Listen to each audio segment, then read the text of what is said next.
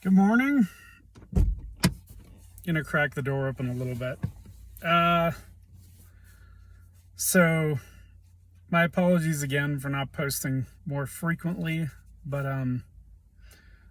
I wanted to give you guys, whoever's watching, an update um into what I've been looking into.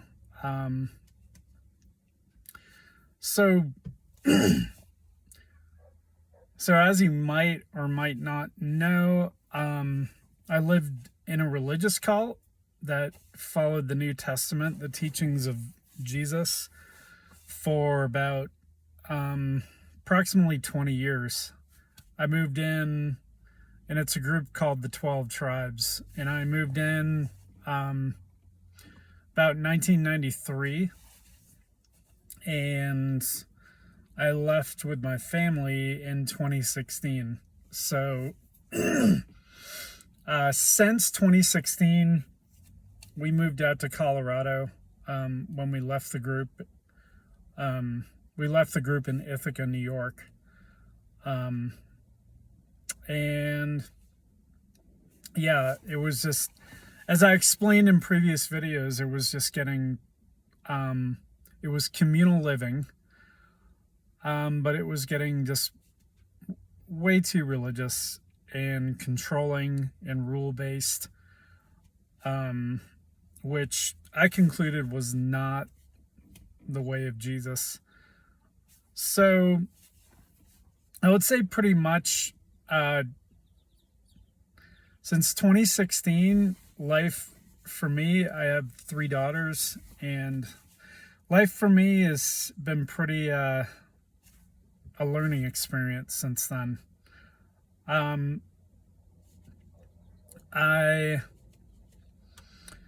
believe probably 7 years ago, or 7 years after we left in 2016, I just started to wake up again to just my own knowing who I am, figuring out who I am, because I realized my wife and I separated, which we're both on amicable terms.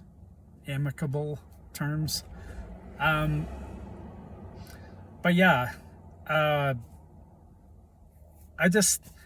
would say it took me a good 7 years after leaving the group to finally begin a journey finding out who I was,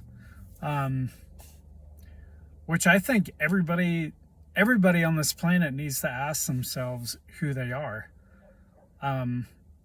As you know, Plato, the Greek philosopher, once said over and over again, know thyself.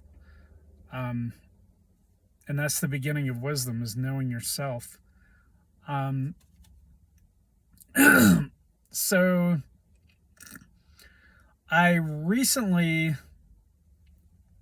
and it took me about 7 years to get to that point.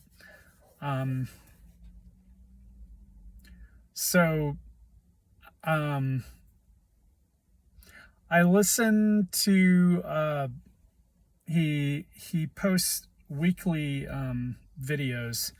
His name is Chuck Swindoll Jr. And just this morning in his post, he mentioned a book called Perennial Philosophy. And I wish I had slides to show you the writing of these books and writings that I mentioned, but I'm not quite there yet. But all I want to do is pass on information, not information, but I believe life is just about learning, continually learning, and a large part of that is learning who you are. And this book, Perennial Philosophy by Aldous Huxley, and Aldous Huxley was the same author of 1984, as you all know. No, Brave New World. Yeah, he wrote Brave New World and The Doors of Perception, which I haven't read that one. But so he wrote this book, Perennial Philosophy, in 1945, which I just ordered on Amazon. But in this book, the synopsis of it, it shows how all the religions in history are all they all have a common thread. So basically, the truth of God and the universe is a common thread throughout history, and in every religion is just a different costume. It's a different costume that the truth wears, and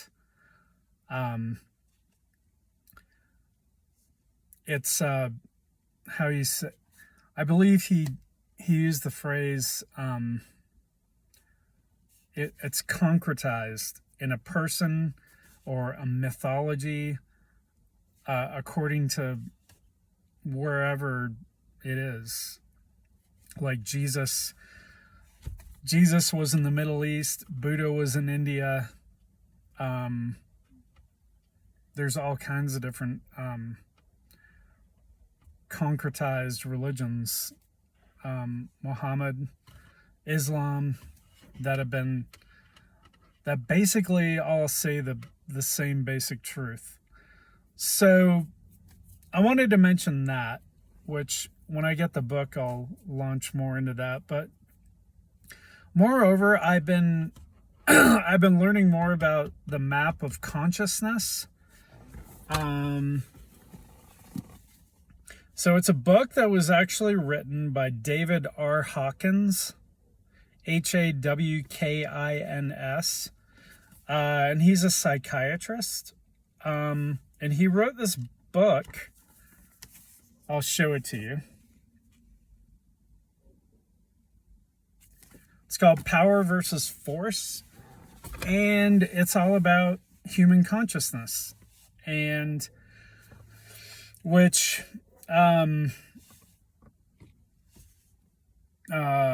what's his name?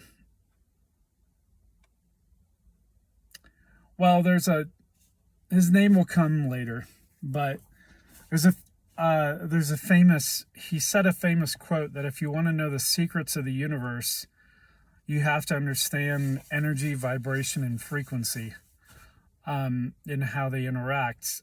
And basically, if you look online, there's a chart called the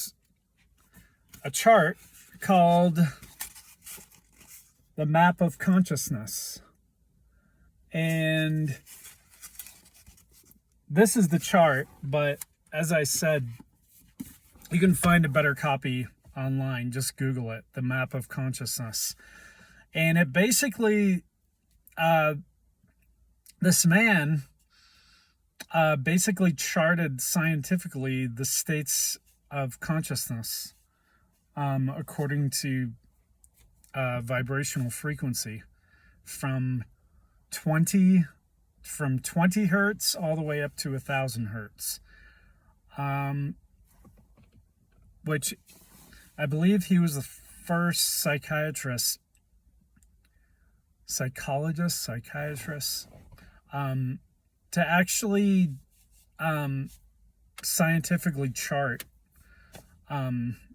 spiritual states of consciousness. And so, I mean, there's a lot I've underlined, but what I'd like to do is have this as an introduction, and I'd like to post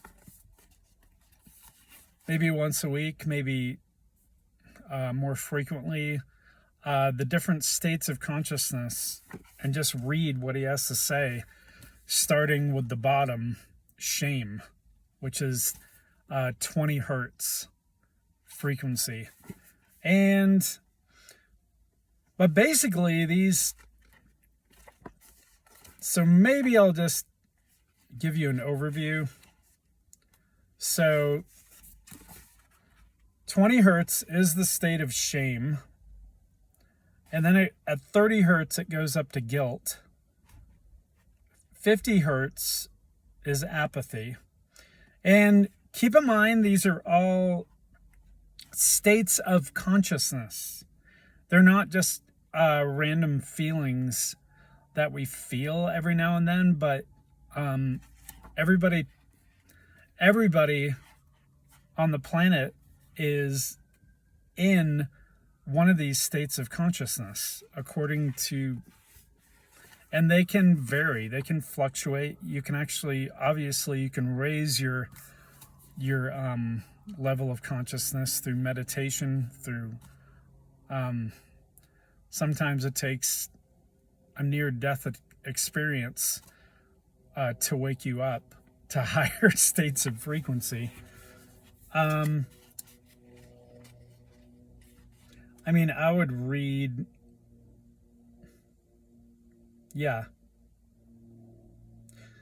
So after apathy at 50, and I'm going to explain each one specifically, it goes up to grief at 75, fear at 100, and I thought fear was going to be lower on the scale, but desire at 125, anger at 150, pride at 175, courage at 200, and 200, from what I understand, is a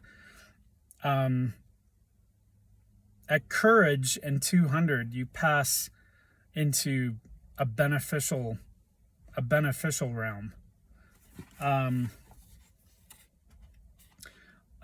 According to this author, this psychiatrist, everything below 200 is detrimental and destructive to life, which unfortunately is what a lot of people are stuck in those states.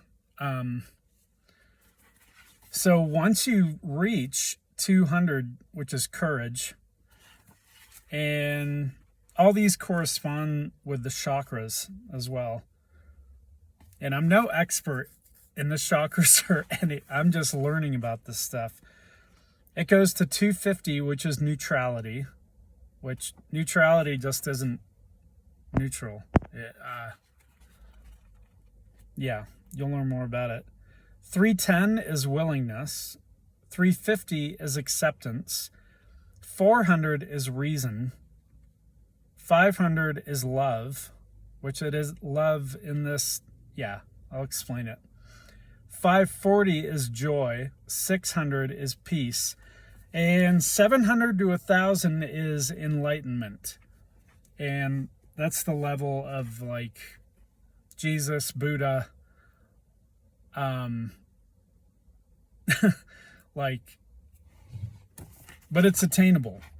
It's humanly attainable.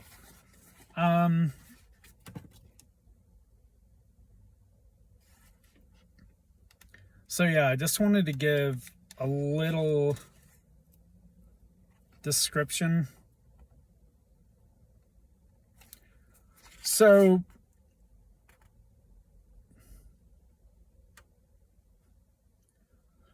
it says at the levels below 200, the primary impetus is survival, although at the very bottom of the scale, the zone of hopelessness and depression, even that motive is lacking. The levels of fear and anger are characterized by egocentric impulses which arise from this drive for personal survival. At the level of pride, the survival motive may expand to include the survival of others as well. As one crosses the demarcation between negative and positive influence and goes into courage, the well-being of others becomes increasingly important. By the 500 level, the happiness of others emerges as the essential motivating force. The high 500s are characterized by interest and spiritual awareness for both oneself and others, And by the 600s, the good of mankind and the search for enlightenment are primary goals. From 700 to 1000, life is dedicated to the salvation of all humanity. And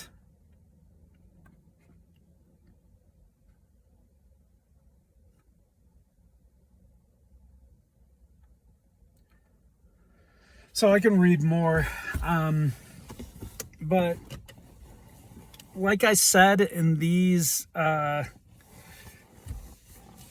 posts, I don't want to go on too long, but yeah, eventually I might go there. But so that's just an introduction into power versus force, and I'd like to continue the conversation and actually explain a little of each level eventually.